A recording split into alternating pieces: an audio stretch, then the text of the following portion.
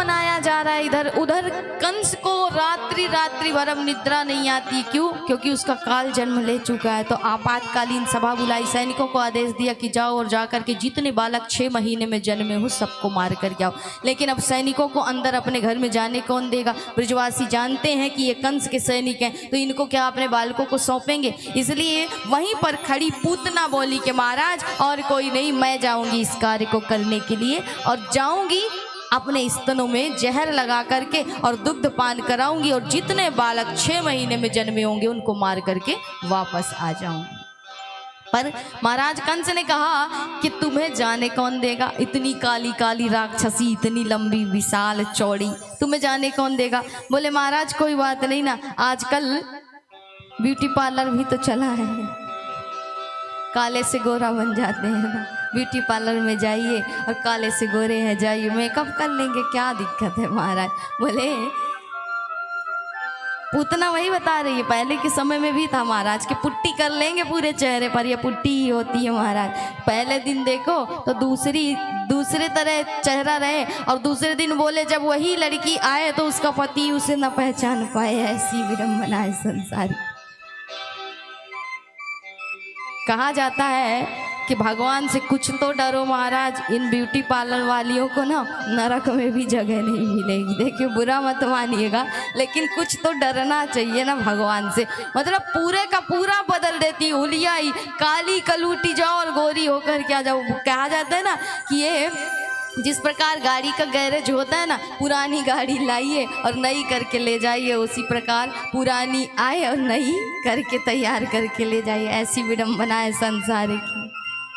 तो महाराज हम भी कर लेंगे वही हाल। घूंघट में कौन पहचानेगा? श्रृंगार कर लेंगे, घूंघट डाल लेंगे, कौन पहचानेगा? जहाँ उत्सव मनाया जा रहा होगा बालकों का, वहीं जाएंगे और जा करके मार करके चले आएंगे। आज पूतना जा रही है ब्रिज में। कहा जाता है कि भगवान का आज 7वां दिन था, जन्म उत्सव हुए, आज भगवान का जन्म हुए 7वां दिन था जब पूतना उन्हें मारने के लिए आई है।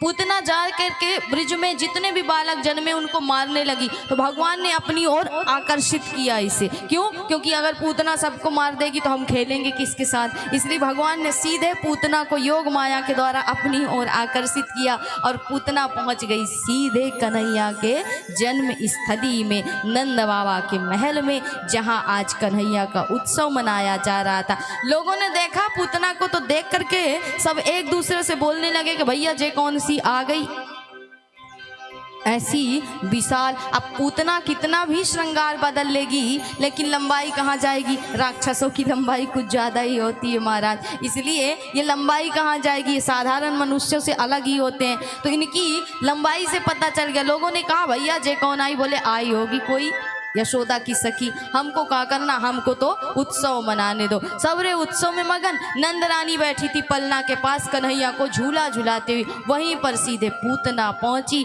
नंद रानी ने पूछा कहो सखी कहाँ से आई?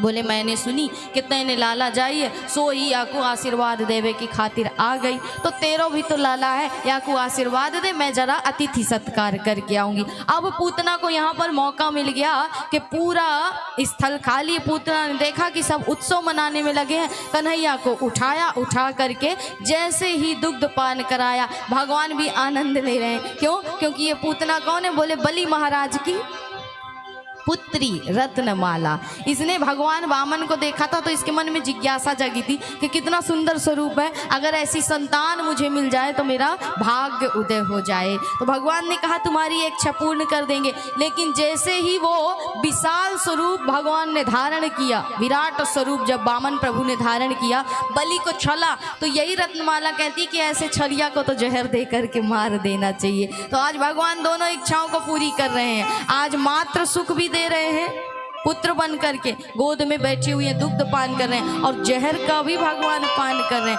पूतना ने सोची कि नन्हो सो बालक है, 10-5 मिनट पाएगो और मर जाएगो। लेकिन महाराज यहाँ तो उल्टी गंगा बह रही, 20 मिनट है गए, आधे घंटे है गए, लेकिन भगवान तो मरना क्या मारने वाले हैं और पूतना के प्राणों को भगवान ने खींचना आरंभ कर दिया। जैसे ही प्राणों का आकर्षण करने लगे, पूतना जोर जोर से चिल्लाती है कि अरे लाला छोड़ दे छोड़ दे। कन्हैया कहते हैं कि बुआ जी हम पे तो पकड़बो ही आवे, छोड़वे ना आवो। जाकू एक बार पकड़ ली ना वहाँ को फिर कबहू छोड़े ना। कहते हैं ना भगवान के चरणों से कांटे भी लग जाए तो भगवान कांटे नहीं अलग करते। क्यों? क्योंकि भगवान के चरणों से लग गई चीज भगवान उसे कभी अपने से विमुख नहीं करते, अलग नहीं करते। फिर कांटों को जब इतना सम्मान देते हैं तो क्या जीव को नहीं देंगे? एक बार चरणों से लग कर को तो देखो। तो भगवान कहते हैं कि हमें तो छोड़ना नहीं आता, सिर्फ पकड़ना आता है। और जिसको एक बार पकड़ लिया ना उसे फिर कभी छोड़ते नहीं, अपना बना करके ही रखते हैं। जीव स्वयं छोड़ दे तो अलग बात है, लेकिन हम तो कभी नहीं छोड़ते हैं। पूतना के प्राणों का प्रभु ने आकर्षण कर लिया और पूतना जब गिरी राजन तो पूतना का विराट स्वरूप सामने आ गया सबके। 18 किलोमीटर लंबा चौड़ा उसका देह महाराज, कई गांव उसके देह के नीचे आ गए। और ब्रजवासियों ने देखा, दौड़ करके आए, अरे यशोदा तूने कहा कि छोटो सो नन्नो सो लाला और तैने राक्षसी को दे रही मोए कहा पतो कि जे राक्षसी। लेकिन यशोदा मैया अभी कन्हैया को उतारने की बजाय बड़े ध्यान से देख रही। क्यों देख रही? बोले विशाल पूतना लेटी हुई है और वो राक्षसी के ऊपर छोटे से नील वर्ण के कन्हैया, छोटे से कन्हैया खेल रहे थे, फुदक रहे थे। तो मैया बड़े ध्यान से देख रही हैं। क्यों देख रही? बोली मेरा लाला कितना सुंदर है, कितना सुंदर लग रहा है।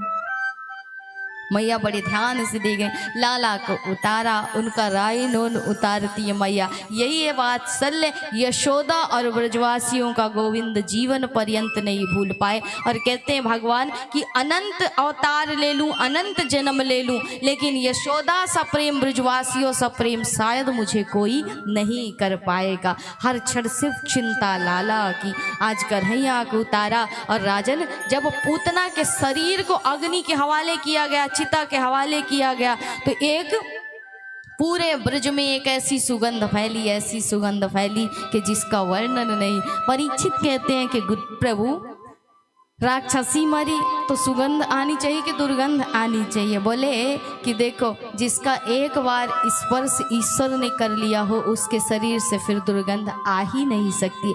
जो सदगति, जो मुक्ति मैया यशोदा को वर्षों बाद मिलती आज पूतना को मिल गई। तो जिसका स्पर्श एक बार ईश्वर कर ले क्या फिर वो राक्षसी हो सकती है राजन? वो तो तर गई, तृप्त हो गई, उसका तो अंत हो गया, मोक्ष हो गया।